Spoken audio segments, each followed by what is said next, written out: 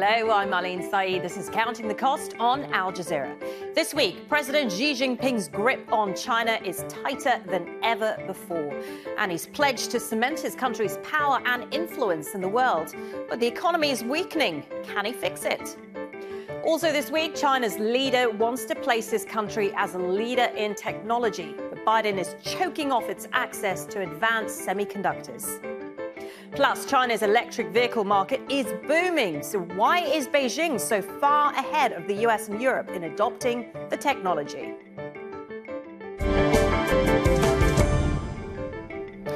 When Xi Jinping assumed power in 2012, China's economy was booming. A decade later, that growth is being dragged down by strict COVID-19 curbs and a deepening property crisis.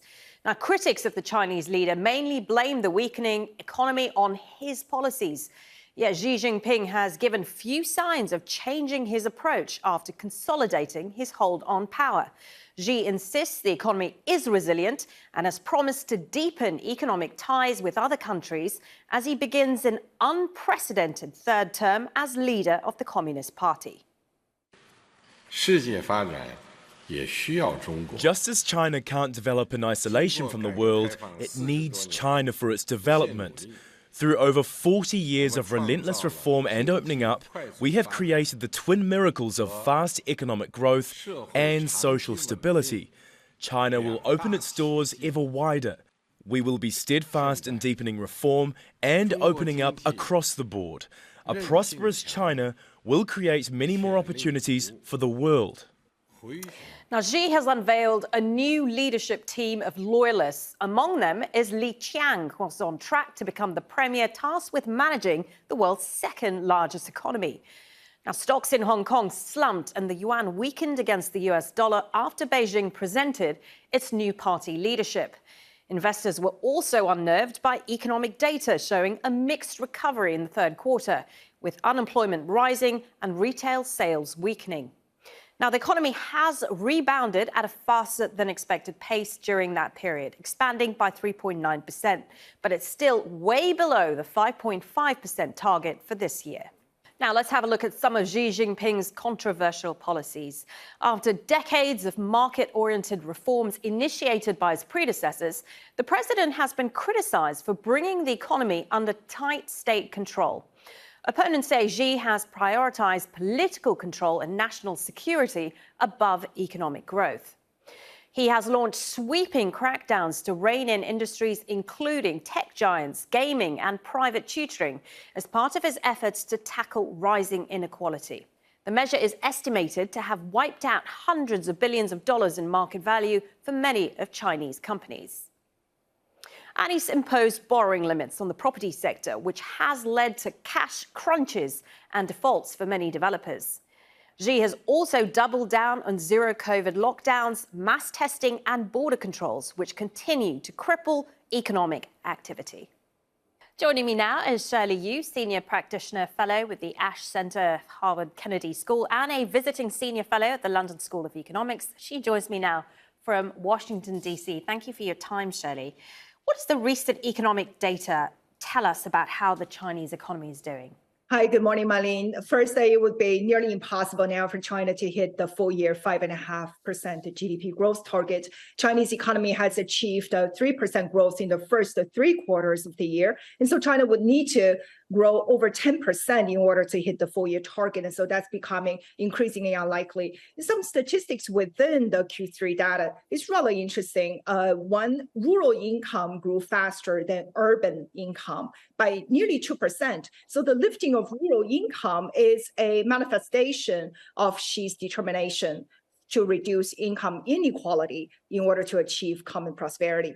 In the second statistics, private sector investments grew 2% in Q3, but state sector investment grew over 10% in the same quarter. So the state sector is advancing relative to the private sector. And this again validates Xi's plan to make the state sector bigger, better, stronger, and a dominant pillar of the Chinese economic growth. And three, high-tech manufacturing value added grew the fastest across all the industrial sectors in Q3. And so there is a whole of government approach in pushing the growth of China's high-tech industries. And number four, really interestingly, savings accounts saw a sharp rise in 2021. Chinese saved, despite of COVID, over 220 trillion RMB, almost 2.3 times the size of China's GDP, and on average, over $10,000 per Chinese citizen. And in economic uncertainties, Chinese citizens are really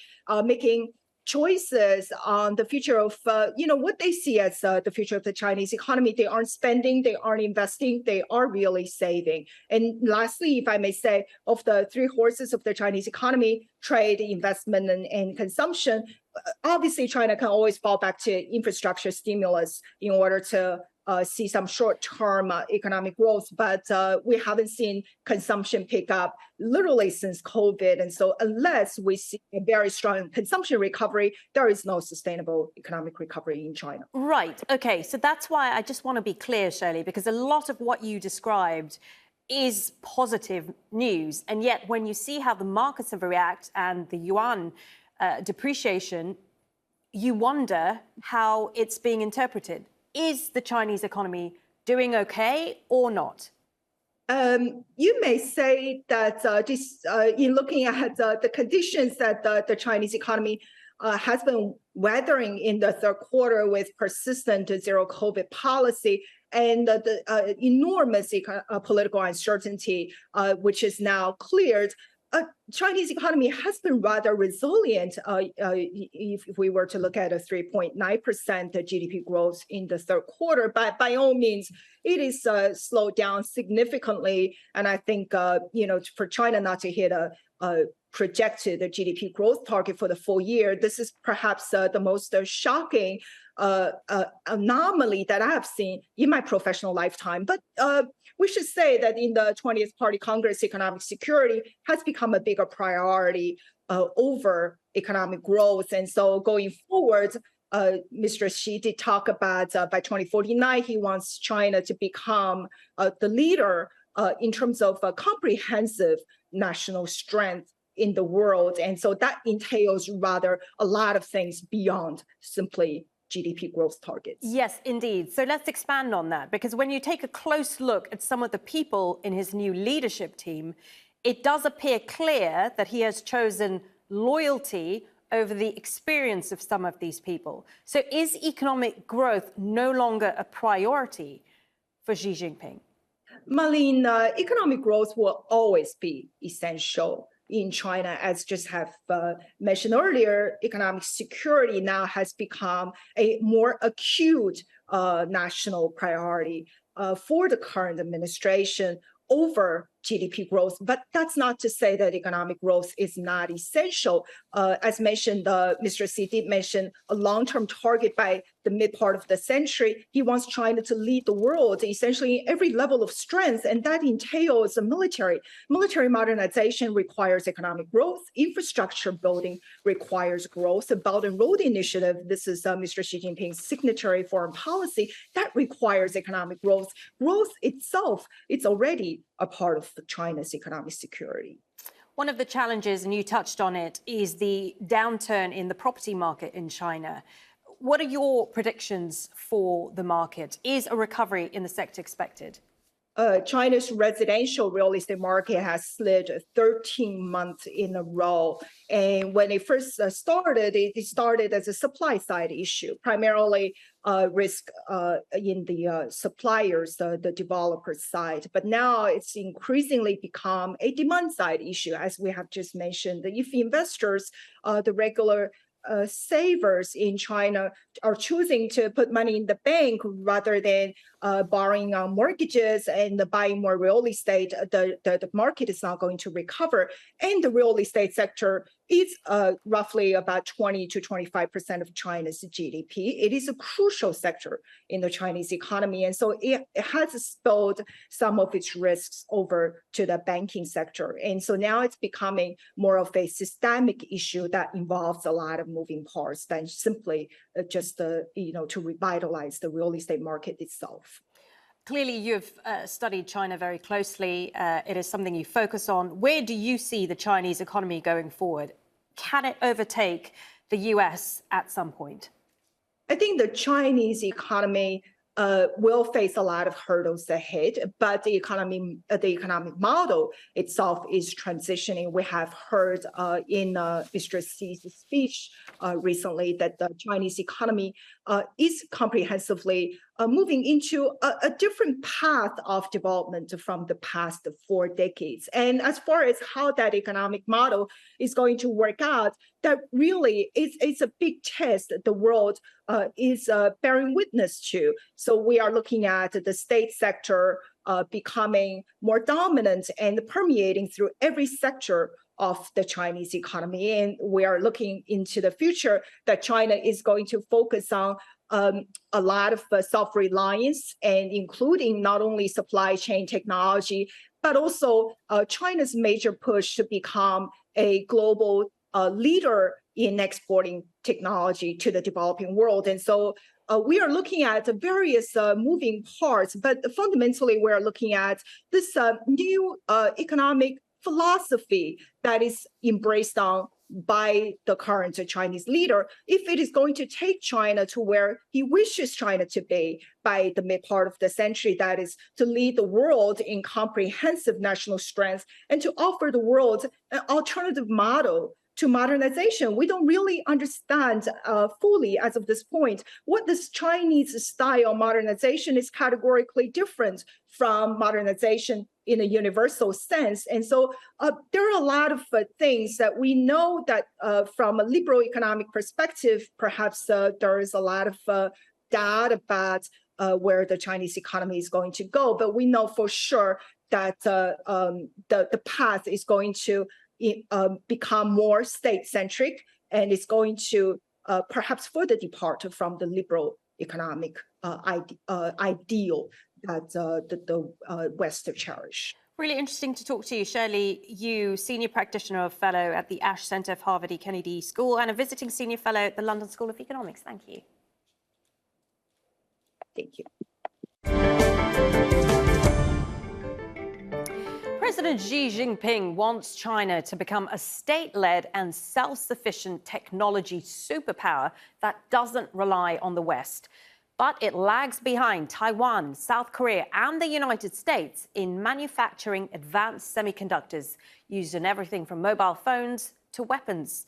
Now, the US is making it harder for Beijing to acquire and produce them. Washington has imposed sweeping new curbs against the Chinese chip industry. They are tougher than any previous action taken by the US in decades, and they aim to slow Beijing's military power. American companies would now require licenses to export high-performance chips to China, as well as equipment used in advanced semiconductor manufacturing. The restrictions also target sales from foreign firms that use American equipment. The measures come as the US pours billions of dollars into its domestic chip industry in an attempt to boost American competitiveness. China has criticized Washington's expanded restrictions, saying they will harm supply chains and the world economy. Many American firms that produce chips list China as their biggest single market and could face major losses in revenues.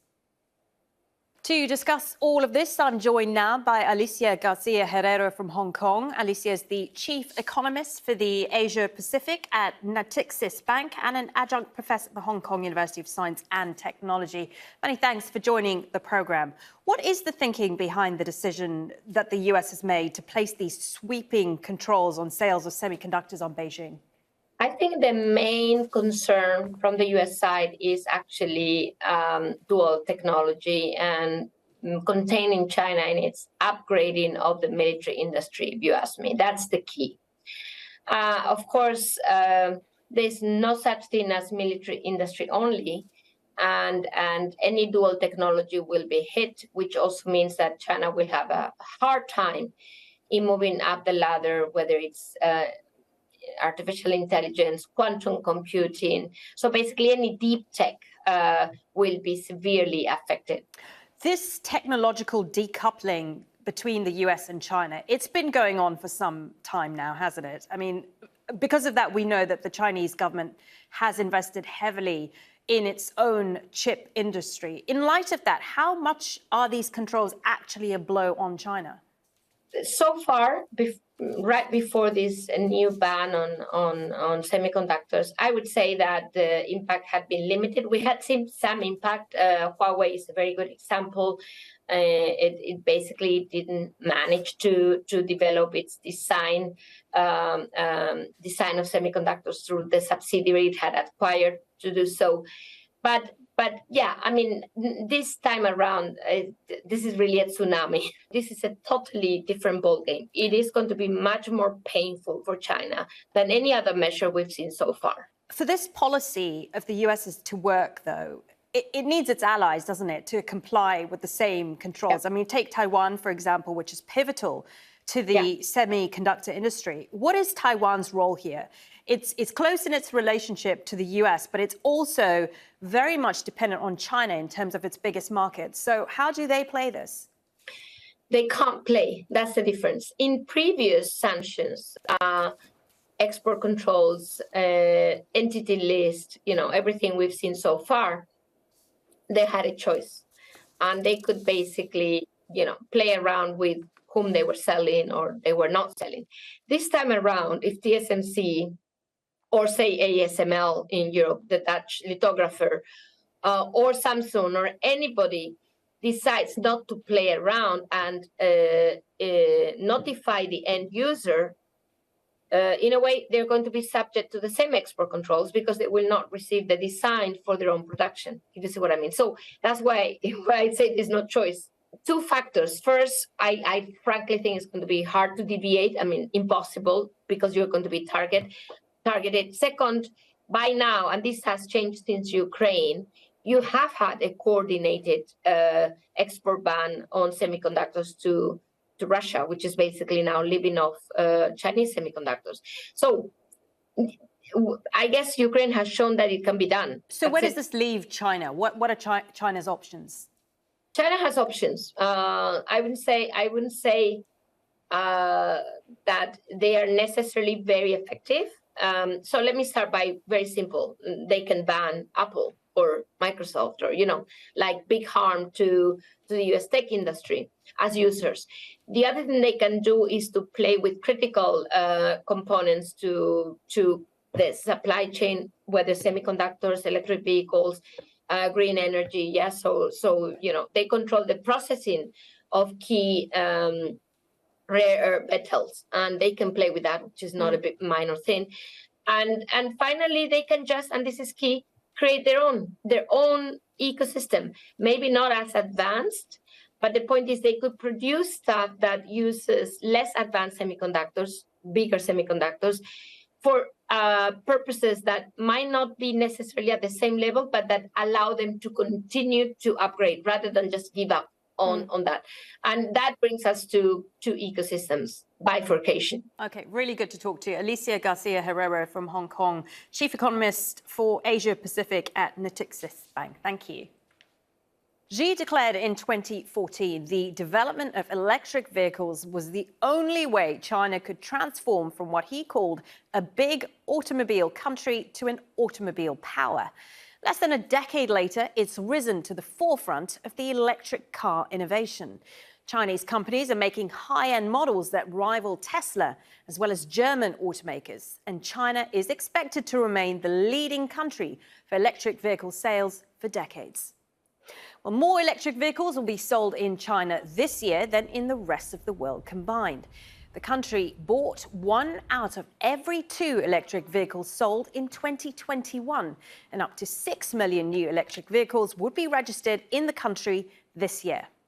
Well, Tesla had its best ever month in China in September, selling more than 83,000 cars. While China is by far the largest electric vehicle selling country. Norway, Germany, the Netherlands, and the United Kingdom all had higher electric vehicle sales per million people last year. From New York, I'm joined now by Daniel Ives. Daniel is the Managing Director and Senior Equity Analyst at Wedbush Securities. Thank you for joining us on the program, Daniel. How did China end up dominating the electric car industry? I mean, this really goes back, I'd say, the last decade. I mean, they were always innovative in terms of realizing electric vehicles was really going to be the biggest transformation to the auto industry in the last 40, 50 years. It started with IP, the domestic players, the NIO, the Xpings, the BYD, and then companies like Tesla, open arms in terms of that, specifically on the Giga side. That's really how China is just years ahead of any other region. And this is largely down to the Chinese government, isn't it? Without its subsidies that it has provided as incentives for people, would it be as successful as it is? Subsidies have been key to the success in China. I think, look, U.S. is starting to follow that model. You've seen some of that in Europe as well. But I think China, they dove into the deep end of the pool when it came to EVs. And this really goes back. You know, if we even think about the last few years, there were some fork in the road moments. And I think subsidies really came in significant for the domestic players. But the international is key as well. I mean, that's why Tesla opening up their Gigafactory in Shanghai was, I would say, a watershed moment for Chinese EV industry. The US now trying to catch up on the electrical vehicle market, implementing its own new policies and incentives. But can they catch up to China's massive lead? Yeah, I don't never see them catching up. I see them, can they start to get on par with Europe? I mean, look, China today, we're talking 12, 13% of automotive that's EV is US at 2.5%. A lot of wood to chop to get there. You know, I mean, they've started to lay out some initiatives in the Biden administration, a lot more infrastructure building. And I think we're seeing significant sort of progress, but it's going to take a long time to see any sort of, you know, I think improvements. And I think we're going to start to see that in 2023 and 2024, but it's the carrot and the stick approach. And I think that's really going to be the key for EVs in the US. How has the frenzy over electric cars in China shaped the global electric vehicle market? Would we see similar investment if China hadn't gone so hard? No, look, I think when it comes to EVs as well as AI, those are two, we'll call them arms races going on between China as well as the US. And look, the last thing the US wants to be is a laggard when it comes to electric vehicles, especially with Tesla being a US company. But I think this really just showed that they were early. I think it's clear now that there's a massive transformation. We're seeing GM, Ford, and others that are really going all EV over the next decade. But there have been some seminal moments, and ultimately it was really China that was ahead on EVs, and the domestic players, the NIOs, the Xpings, and others. Those have been shiny objects that they've really been able to, you know, ultimately award. Let's talk about the manufacturing of batteries, which outside of China and some parts of Asia is pretty much non-existent. How big a problem is that if the world is moving towards electric vehicles? Well, I think it's a problem in terms of, we'll call it from a supply perspective. I mean, lithium, raw materials, that's going to be an issue as we go into 2024, 2025. You're starting to see more manufacturing builds in the US based on some of the incentives. But China continues to really, you know, own that battery technology. And I think what we're going to start to see is a balance of power. You'll start to see more in the US, potentially more in Europe. But at least for now, I mean, a lot of that's going to continue to be in China because that's really where a lot of the IP's been from an EV perspective. And briefly, we've talked on this program about the semiconductor controls that have been imposed on China. What impact is that likely to have on China's electric vehicle industry? Okay, and the jury's still out in terms of how that's all going to play out. Clearly, there's a Game of Thrones going on between U.S. and China when it comes to the semi wars. I think it's going to be contained in terms of what I view as the impact to China. I think more when you start to look at handsets and you look at AI in terms of from a chip technology perspective, that's where maybe it's more of an impact. But just like China, continues to own the EV industry for now. The chip, I think that's something that's been a shot across the bow, and there could be some ripple effects negatively as we go in 2023 for China. Really good to speak to you. Daniel Ives, Managing Director, Senior Equity Analyst at Wedbush Securities. And that is our show for this week. Get in touch with us by tweeting me at Marlene Saeed, and do use the hashtag AJCTC when you do. Or drop us an email. countingthecost@aljazeera.net is our address.